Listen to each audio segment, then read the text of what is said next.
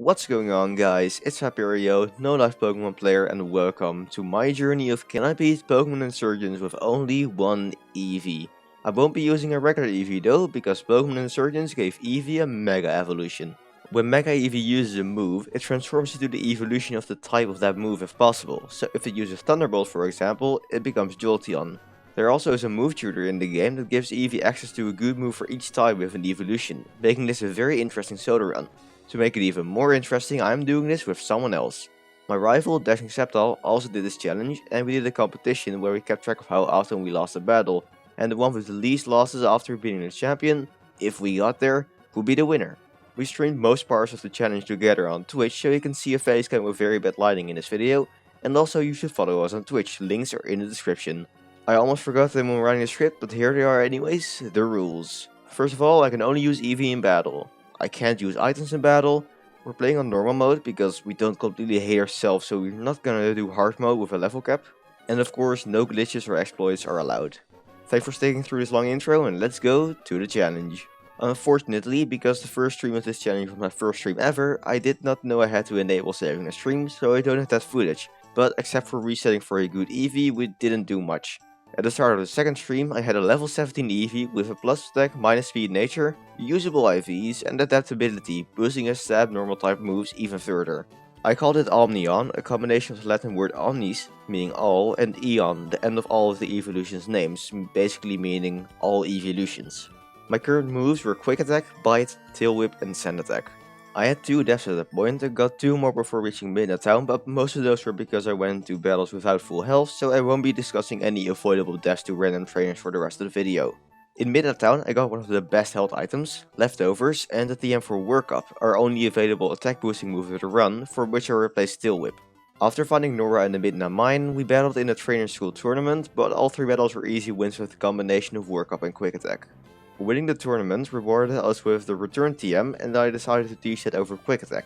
Once I got to the first gym leader, Eevee already got to level 30, but because we were playing on normal mode, there luckily was no level cap. Orion's team is sun based, with his lead Vulpix setting up sunny weather. Because his other Pokemon relied on that sunny weather, I didn't immediately kill the Vulpix, but used Sand Attack and 2 workups instead, to waste some of the Sunshine's 5 turns. Deerling came in on the last turn of the weather, so Chlorophyll still boosted its speed, but Eevee hung on to a double kick, and then with the sun gone, went on to outspeed and OHKO the rest of Orion's Pokemon, getting us our first badge. The next big battle was our second battle against Nora. Even after I used 2 workups, the Honey survived a super effective bite, but it couldn't do much back. The rest of her Pokemon were all easy one-shots with adaptability boosted return, including her mythical companion Celebi that she now used in battle. After this battle, I could set up a secret base, where I placed a move learner so I could re-teach Eevee Quick Attack over Sand Attack just before the second gym. Xavier's bug and poison types look very scary on paper, making us think beforehand this might be the hardest gym of the run. However, I could easily set up to max attack with 6 workups on his lead Shuckle, because even when he was at plus 6 attack, Rocktomb did 30 HP in damage, and by now it could slowly but surely chip down the Shuckle. At Eevee's current level, a plus 6 quick attack was just barely enough to always OHKO his Heracross, and his next 3 Pokemon were all less bulky, so those were 3 more one-shots with quick attack.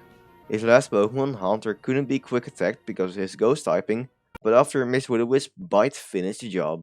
Up next was a scary double battle, so in preparation, instead of over-leveling even more, I decided to grind for IV stones, items similar to bottle caps, and maxing out the IV of 1 stat, but your Pokemon doesn't need to be level 100, and they can be found by using Rock Smash and getting lucky. Speaking of getting lucky, before getting any IV stones, this happened. Most underrated coach, and Shiny Nosepass! Wait, no way, let me see your stream. Shiny Nosepass! No way, no way. Let me Shiny Nosepass! There's no way. There is no way. Shiny Nosepass. After catching the Shiny Nosepass, I stopped for the day, marking the end of stream number 2. Before streaming again though, I did some homework. I continued to grind for IV stones off stream, starting the third stream with 5 of them, enough to max out most of Eevee's stats, only leaving its speed IVs at 29, which I maxed out sometime later. It was now time for the third 2v1 battle against 2 Abyssal Grunts. The Starmie confused Eevee, but we broke through and one-shot the Starmie with return before the Dugong got a small amount of chip damage.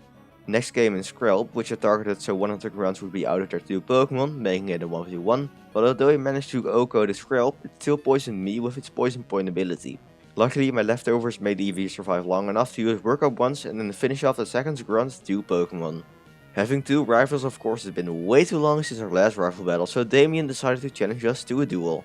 He foolishly tried to set up with Groudon, allowing me to set up as well, and just like against Nora, the only Pokemon to survive the hit was Damien's Steel type Metang, but it got flinched by Bite, so it wasn't a problem. His Lugia didn't have Intimidate, so the rest of his Pokemon were all easy one-shots. Now only one battle remained before I could get access to Mega Evolution. Taehyun from the Perfection Cult led with Kyurem, which outsped Eevee and got us down to around a third of our HP before I finished it after setting up one workup. Pyroar chipped me down even more, and his Mega Stunfisk, which got newly introduced in these games, managed to survive one return and then finish us off, giving us our first death at a big battle.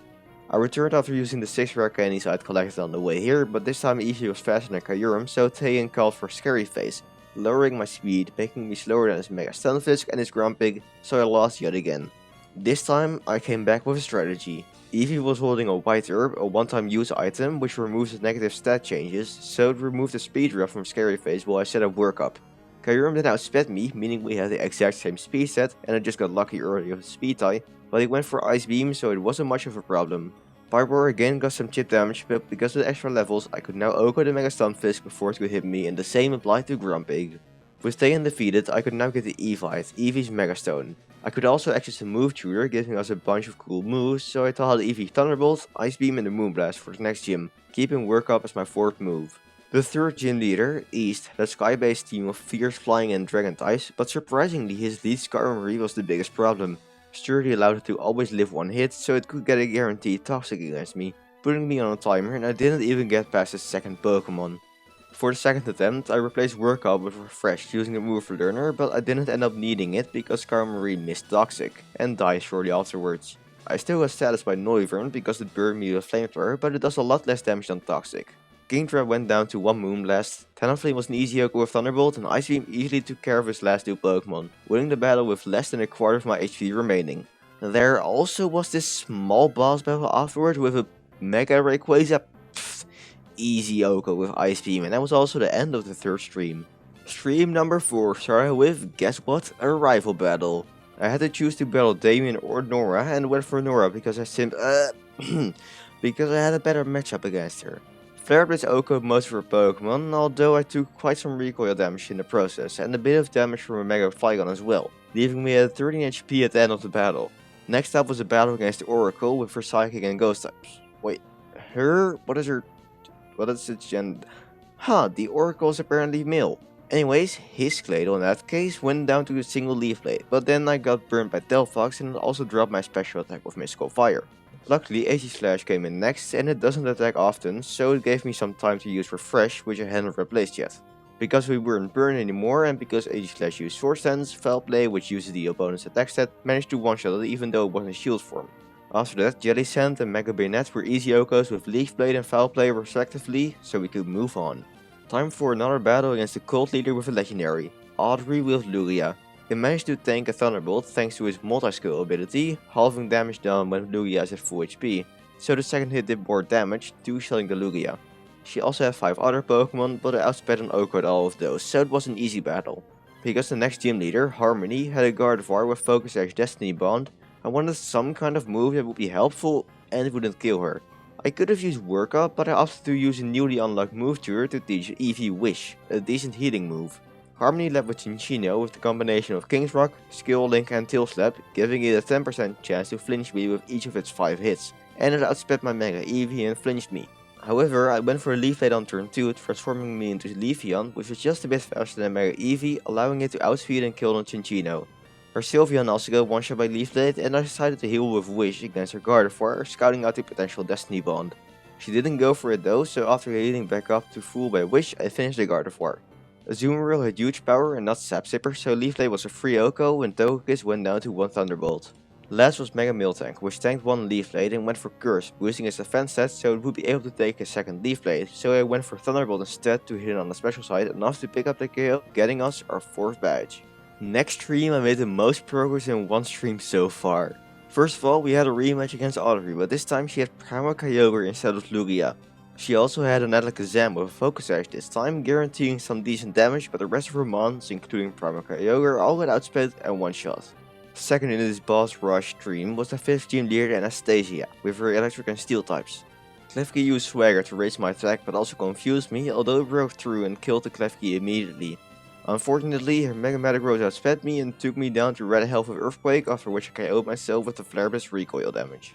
After losing another attempt at Confusion Hacks, I returned 6 levels higher, because of more rare candies, and with Psychic and Foul Play over Leaf Blade in return. I started by using Psychic to turn into Espeon with Magic Bounce to avoid getting confused by Klefki. This also made Anastasia send out Aegislash as her second Pokemon instead of Metagross.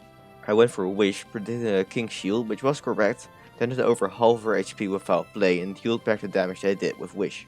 After a similar sequence where instead of attacking she healed up, she ended up around the same HP but this time in shield form, so I predicted she wouldn't go for King Shield again, so I just finished it with Foul Play. Both Electivire and Rotom Wash got one-shot by Psychic, and after I broke a sturdy earlier with Foul Play and it Volt Switch out, Magnezone got finished off by a Flare Blitz. Mega Metagross was next, and as an Umbreon I could easily take the Earthquake and knock it out with one Foul Play. After changing my moveset, it was time for another battle against Taehyun. Just like against Klefki, I used Magic Bounce Espeon for his Grumpig, this time to avoid getting paralyzed. I then outsped and ogred all of his Pokemon with carefully selected moves, having no problems even with his Mega Charizard X, Armored Zekrom and Kyurem. It seems like this game has as many calls as there are rival battles, way too many, so of course time for another battle against the Cult Leader, this time featuring the Infernal Cult Zenith. His Blaziken had speed boost and a Focus Sash, so I repeated Eevee Quick Attack to guarantee I could kill it before it could kill me with a Source Sense boosted Brave Bird. I missed Hydro Pump against Azumarill, but it also wasted a turn by going for Source Dance, so I got a 3-second chance, this time hitting and OHKOing the Azumarill, and I managed to land 2 more one-shot Hydro Pumps against a Volcarona and Chandelure. Mega Magcargo's ability made it immune to water, so I used Psychic instead, which was still enough to finish the battle in one hit. Before being able to challenge the 6th gym, I had to battle Persephone, who was a bit pissed about something with Darkrai and the fact that I still existed or something, I don't know. Anyways, I saw through her Mega Zoroark tricks, killed it with a Moonblast and went on to sweep the rest of her team pretty easily. Time to battle Diana with her Psychic and Ghost types. Sableye had Prankster with Will-O-Wisp, but turning into Espeon for Magic Bounce wouldn't really help me since I would do no damage with Psychic, so I used Flareon instead, which as a Fire type couldn't be burned either, and Flare Blitz was enough for the kill. And Gengar went down to his Psychic, and Mega Gothitelle went down to a Moonblast since it's now a part Dark type. Gardevoir managed to survive a Moonblast, but it did almost no damage and it went down afterwards. Chandelure was another one-shot with Psychic, and last was Cresselia. It took around half HP from Moonblast and boosted its special defense with Calm Mind, so similar to when I switched to special attacks against the Mega Build Tank with Curse, I switched to the physical Flare Blitz to finish the Cresselia. Time for the second difficult double battle in the run, but this time it wasn't the 2v1. It was a multi-battle with Nora against Taehyun, making it pretty easy actually. Leavanny set up Sticky Webs while I killed the Metagross with Foul Play and the Salamence hit the Leavanny. Now that Salamence was locked into Outrage, I hit the Kyurem White with Moonblast for good damage and to turn into the Fairy type Sylveon so I was immune to the potential Dragon type attacks. I then maybe accidentally, well no, let's just say I wanted to make it more of a fairer fight by killing Nora's Mega Flygon, but luckily still managed to finish Taehyun's Kyurem before going down. She then sent out her Manatam, which one-shot Taehyun's Mega Typhlosion, and my Eevee OHKO'd the Salamence, bringing him down to the last 2 Pokemon. Tormentank got a second kill on the Luxray because of a crit, and although Zekrom somehow managed to survive a Moonblast, Tormentank cleaned it up on the next turn, getting yet another kill and winning us the battle.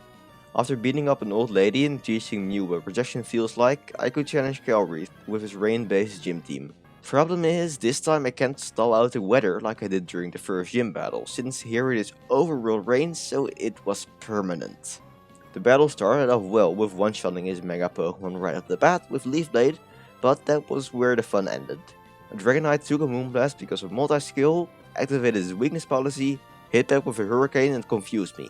After one wasted turn because of a full restore, I hit myself with Confusion, took a lot of damage from Earthquake and finally finished the Dragonite on the turn afterwards. And then Healer-Disc survived one hit and knocked me out. Fantastic. Second attempt, I didn't get confused by Hurricane, so I got past Dragonite with enough HP to be able to beat the Healer-Disc, but the special tank Gudra managed to finish us, partially because of another full restore. Third attempt, I went for Psychic against Dragonite to break multi-skill and to avoid the weakness policy, so Hurricane did less damage, and I finished it with Moonblast afterwards. I also managed to make him waste 2 full restores on healer disc this run before it went down. This time I used Wish against Goodrat to heal up a bit, and because he was out of full restores, a combo of Moonblast and Psychic was enough to finish the job here. Kabutops did a bit of damage but went down afterwards, and I somehow outspent Manaphy, finally giving me the 7th badge. Stream number 6 started with another battle against Taehyun in the Perfection base. The Leaf Blade was enough to one-shot Poliwrath, and after his Zelda Tormentor switched out with U-turn, Zepstrika almost went down to 1 Moonblast. Taehyun then went on to cheat by both Mega Evolving and healing up on the next turn, but it didn't matter because we outsped and 2-shotted as Aspian with Psychic. This time Tormentor didn't switch out with U-turn, so I could finish it with Moonblast. Next was Mewtwo, which actually wasn't a big problem, since Leaf Blade was a 2-shot and they wasted 1 turn with Calm Mind. Moonblast then OHKO'd his Gallade, and although Kyurem just barely hung on, a Psychic finished it on the next turn. Time to end another cult, because why not, let's finish Zenith and his Inferno cult. Hydro Pump missed annoyingly often, so on the second attempt I used Foul Play against Excadrill instead, also because it was a 2-shot and he would use Swords Dance on turn 1 anyways. For Volcarona, which could be a big threat with Quiver Dance, I did have to use Hydro Pump, which managed to OHKO even though Quiver Dance gave it a special defense boost. Hydro Pump then showed its unreliability again by missing against Chandelure, which did almost half of my HP with Choice Specs Energy Ball, but luckily I landed and OHKO'd them on the next turn. Next was Primal Crowden, and this thing is a huge problem. It's immune to Hydro Pump because of Desolate Land, it has 180 base attack and also a lot of bulk, so Foul Play did less than half of its HP, but it almost finished us off. I'd already conceded defeat and decided to just see how much Psychic would do, and it killed? I still had a chance. This Mega Blaziken went down to Psychic in 1 hit, and last was Heatran, which I managed to hit with a Hydro Pump, enough to win the battle. Next up was a field trip to my own dream realm, with on the agenda finishing another cult, battling my noodles infected rival, and beating up my dad. Sounds fun! First up was my last battle against Persephone. Her lead Mega Spiritomb burned me on the first attempt, but on the second run I got a high roll with Moonblast, KOing them turn 1. Because I wasn't burned, I could now OHKO her Choice Band Metagross with Foul Play, and Alakazam went down to a combination of Moonblast and Psychic. Moonblast then lowered her Houndoom special attack, so I decided to take that opportunity to heal up with Wish, and after a missed Fire Blast, Houndoom went down. Gengar was an easy KO with Psychic, and Hydreigon went down to a single Moonblast, so now only the Sky and Perfection cults remained. After 3 cult battles in a row, time for the first rival battle since the Atira library. Damien's Deoxys attack form got baited into using Psycho Boost, while Eevee turned to Umbreon and brought down Deoxys to its Focus Sash. I had Quick Attack for this exact situation, but I knew that he would heal up, so I just finished it with Foul Play instead. We then had a Mega Eevee showdown, where this run I didn't get burned by Scald, and Damien's Mega Eevee went down to 2 Moonblasts. This Metagross actually didn't get one-shot by Foul Play, but Meteor Mash didn't do too much, so we could finish it on the second turn instead. Last was his Shaman Sky form, which tried to stall me out with Leech Seed Substitute, but after a short time he got bored and went for Air Slash instead, and I got lucky not getting flinched so I could finish a Shaman. Almost being at the end of our journey, it was time for the 8th and final gym battle against Adam, an actual existing dead character in a Pokemon game, also being the first Dark-type gym leader, if this would have been a main series game of course. His lead Greninja was there to set up hazards, but it don't switch, so it went for Taunt, but wasn't planning on using any status attacks. And his last move was Shadow Sneak, so yeah, this thing was useless and also went down very easily. He brought in Drapion, one of his bigger threats, which is the reason I used 6 rare candies, but Adam used the turn to sack Drapion and revive Greninja. I'll gladly take it. The rest of the battle was 5 more OHKOs. The Leaf Blade one-shot Tyranitar, Hydreigon got completely destroyed by Moonblast, Hydro Pump was barely enough to knock out the Bisharp, Spiritomb went down to its only weakness being Fairy-type attacks, and last was Greninja, which again just used Taunt and went down to Leaf Blade afterwards, getting us our final gym badge. Before we could challenge the Elite Four, there were 2 more big battles. First up, our first and last full battle against Jern from the Sky Cult. 80 couldn't do much to me, and a couple Hydro Pumps managed to knock it out, and for some reason Jern always brought out Arcanine if my Mega Eevee was a Vaporeon, but I outsped so Hydro Pump easily picked up a second kill. Goodrat was a one-shot with Ice Beam, and after a low roll Moonblast didn't kill the Lucario, I got a better damage roll, KOing it from max HP. Then the big bad Choice Band Mega Rayquaza got sent out. This thing was not just the god of the skies, but also the god of luck. The first run, it got a 20% chance damage roll to barely KO me. Run number 2, it randomly went for V-Crate instead, absolutely destroying my Glaceon. And on third attempt, it landed a critical hit, so went and graded up my Eevee 5 levels before re-challenging Jern. And I got crit again. Then finally on the 5th run, Glaceon only took 50% from Dragon Ascent and finished the Rayquaza, and Salamence KO'd me. Nah, just kidding, I easily took care of it with Moonblast, finally beating Jern. Now, for the last battle before the Pokemon League, the inverse battle against Nyx, head of the Distortion World people. Basically, if something was resisted or immune, it's now super effective, and the other way around. Because of this flip type chart, Ice Beam one-shot Aurorus and Garchomp got OHKO'd by Thunderbolt. Mega Eevee took the hits from Mega Kangaskhan quite well as Glaceon, and I then turned it into Jolteon to outspeed and finish the Kangaskhan. I decided to use Vaporeon to hit a Greninja for super effective damage, but I forgot I was weak to water now as well, but also I forgot that I had Water Absorb, so I got healed up to almost full HP before one-shotting the Greninja and almost knocking off my headphones. Thunderbolt cleaned up the Executor and Breloom, beating Nyx, allowing us to go to the Pokemon League. At the start of the 7th and hopefully the final stream, my Eevee had Leaf Blade, Flare Blitz, Moonblast and Wish. I started with battling Kayla, the infuriating Elite Four member, with a team built around boosting her Pokemon's stats and then baton passing those stats to her other Pokemon. To avoid getting put to sleep by Smeargle, I used Leaf Blade to turn to Leafeon since grass types can't get spored. Moody dropped Smeargle's defense and boosted its speed, so because it was now faster, it could baton pass and pass the defense drop to her Sylveon, which also got a special attack drop from my Moonblast. She kept baton passing some more and ended up with her Mega Slowbro out, still with the defense drop, so Leaf Blade almost finished it before she switched out. Smeargle died on the switch in and Blaziken was low enough for Moonblast to seal the deal. When SPM was low, I used Flare Blitz, predicting Scizor to be brought in using Baton Pass, hitting the nail on the head, destroying the Scizor. All of her Pokemon were low at this point, so I could easily finish them off and get our first win against the Elite Four. Next up was a Sand using Elite Four member Edward. His lead Hippowdon took around 60% from Leaf Blade, did a bit of damage with Earthquake and then got swapped out for his Tyranitar, which took around 60% as well. I KO'd it on the next turn, but he brought up Mega Cacturne and revived Tyranitar while I took the opportunity to heal up with Wish.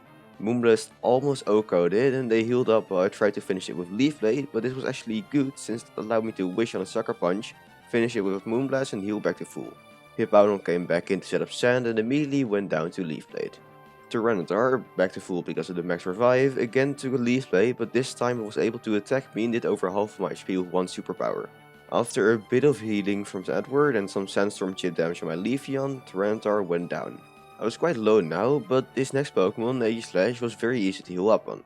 When using Wish, I turned back into Eevee, which took no damage from his Shadow Balls, and I could then use Moonblast to turn to Sylveon and easily take a Sacred Sword, after which Wish would heal me up. It took a bit, but eventually Aegislash went down while I was at almost full HP. Rotom Wash almost went down to a Leaf Blade, then Excadrill got switched in, giving me a free hit against it. After another free hit because of Sword Sense, I could outspeed and finish both his Excadrill and his Rotom Wash, beating the second Elite Four member. I then challenged London with his Trick Room team. After 16 failed attempts, I decided to leave the Elite Four and get rid of some speed EVs for attack and special attack, and then started my second run of the Elite Four with challenging London. My Mega Eevee as Leafeon was now slower than his Mega Reuniclus, which set up Trick Room with its ability, so he went first, and he wasted one turn of Calm Mind, allowing me to KO him with a combo of Leaf Blade and Flare Blitz. This lured in Marowak, which revived Reuniclus while I used Wish, and then used the Earthquake, which did nothing because I used Leaf Blade, almost one-shotting him. I used Moonblast while I used a Full Restore, leaving him out of range for another healing item, and because Trick Room ended, I outsped and finished it with Leaf Blade. Conkeldurr came in next, barely surviving a Moonblast and taking me down to half HP. Because he had only used one Full Restore on Marowak, he used the second one on Conkeldurr, allowing me to use another Wish, again almost KO him, take the Drain Punch and end up at more than half my HP. He switched in Reuniclus, allowing me to get some decent damage on him with Leaf Blade, a Wish while I used Calm Mind, finishing with Flare Blitz and heal back to almost full. Conkeldurr was low enough to be KO'd by Leaf Blade, Scizor went down to one Flare Blitz and next was Jellicent. It used Trick Room while I used Wish, and because I didn't want to get burned, I used Flare Blitz against the Water type, predicting the Will-O-Wisp, activating Flash Fire, going perfectly according to plan. Leaf Blade would have been enough to finish the job if he didn't burn with Scald immediately afterwards. For some reason I swapped Pokemon though, bringing in Togekiss on a Wish, and I got some decent damage with 2 Moonblasts while I used 2 Nasty Bloods. Moonblast wouldn't be enough for the KO, so I went for Flare Blitz to turn into the especially bulky Flareon, take the Dazzling Beam and finish them with a Flash Fire boosted Flare Blitz. I had 8 HP remaining and I couldn't easily finish the Jellicent as Leafeon because Leaf Blade was disabled by Curse Body, but turning into Sylveon gave me more HP because of different HP stats, allowing me to just barely take one Scald, finish the Jellicent and win the battle. Then I challenged Yuki's Hail team. I managed to beat Mamoswine, but next was Mega Cryogonal, whose ability Sleet summoned a variant of Hail, doing 20% of your max HP at the end of each turn. This, in combination with getting outsped by a lot of stuff, made Yuki a major roadblock. The entirety of this run we had a big level advantage and we could be very flexible with our moveset due to the move tutor. Now in the Elite Four, the level scaled to our highest level Pokemon and we couldn't change our moveset besides with some mediocre TMs we had. We considered a lot of IDs, but none of them would work against all of the Elite Four members. I even considered Purity Mode, which should remove all new Megas and Delta Pokemon from forced battles to get rid of the Mega Cryogonal with that Sleet, but it just didn't work for some reason. With access to the move share in Elite Four, it might have been possible, but now we just didn't see a way. So to answer the question of can you beat Pokemon Insurgence with only one Eevee without items in battle? Sadly, no. At least not according to Sep and I. If someone manages to find a way to beat this challenge, I'd be very interested in hearing everything about it. However, I didn't want to end the challenge here, so let's try the rest of the Elite Four with items in battle. I bought a bunch of X items, still failed miserably a bunch of times against the Elite Four members I'd already beaten, but eventually got back to Yuki 4 hours into the stream. Because Leaf Blade didn't kill the Mamoswine, I could use that to turn into the physically bulky Leafeon, easily take the Earthquake and start setting up X defense. At plus 2 defense, I could crash did a bit less than half of my HP, which was still a ton of damage. I had beaten the last 3 Elite Four members with just X items and not healing items, still relying on Wish, but it was already past midnight for me at that point and I didn't want to waste an hour losing to Yuki because I refused to use healing items, so I decided to just go ahead and use them. I only had Hyper Potions though, so it wasn't like I could instantly heal my Eevee back to full HP. After 2 Hyper Potions, she missed an Ice Crash and for some reason she then went for Earthquake instead and then switched out, allowing me to boost my special defense by 2 stages as well. When my attack, defense, speed and special defense were all at plus 2, I attacked the Delta Trevenant, which barely survived the Moonblast, but on the turn I used an X special attack to switch back into Mamoswine. With my setup, I could now OHKO most of her Pokemon except Chandelure, but after a bit of dancing around it went down and I ended back at almost full HP, and after finishing the rest of her team, I could now battle the champion. Rukra, the champion, led with his armored Tyranitar, so after I used Leaf Blade and I got crit by a crunch, I started boosting my defense. He also started setting up with Dragon Dance, so I decided to heal up before setting up more, but he switched out his Tyranitar for some reason, bringing in Delta Haxorus. It couldn't do much to me, so I just used 2 X items for each set and eventually one-shot them with a crit. His Shadow Mewtwo dropped my attack with Intimidate and outsped me even though I had plus 2 speed, but his Flamethrower did only around a quarter of my HP.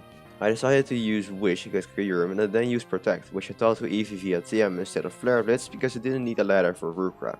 After a bit of recovery, Kyurem was an easy OHKO. Sylveon managed to take Delta Volcarona hits pretty decently and dropped a special attack with Moonblast, and after a bunch of Roost spamming, Volcarona went down.